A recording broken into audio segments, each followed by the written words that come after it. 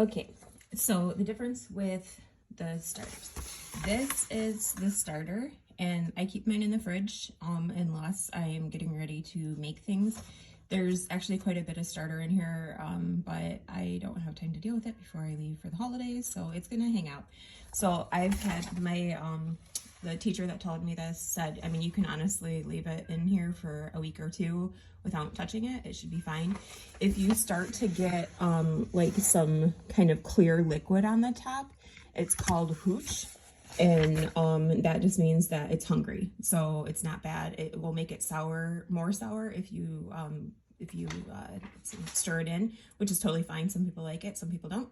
So do what you want. But yeah, so basically it can hang out there for weeks. Some people have forgotten it for a month. As long as it doesn't mold, it's more than likely good.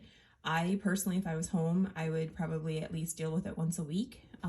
But you know, leave it in the fridge until you're ready to do stuff, because the fridge will reduce growth. You can see this guy's kind of actually pretty healthy. There's some bubbles on top.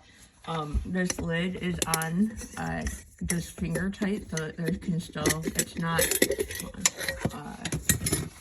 it's not blocking out all oxygen.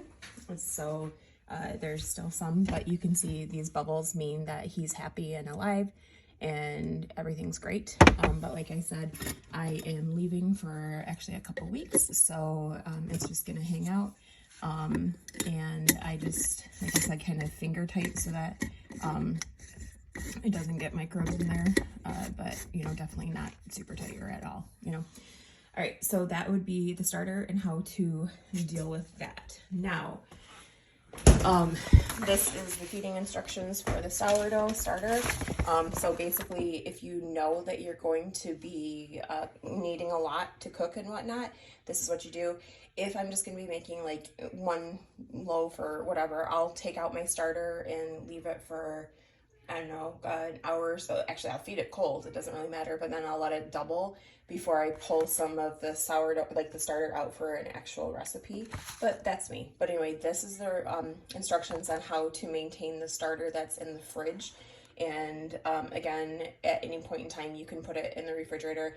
After I feed it, I leave it out for a couple hours just because I do, but that's, you don't have to, because again, it's active in there. It'll just be slower in the refrigerator. And then this is how you would actually make your loaf. So you would take 65 grams of the starter and do those. So I really like this recipe that I sent you the YouTube video for. So this one really gave a really good results. So I really liked it. So hopefully that's helpful. All right, thanks.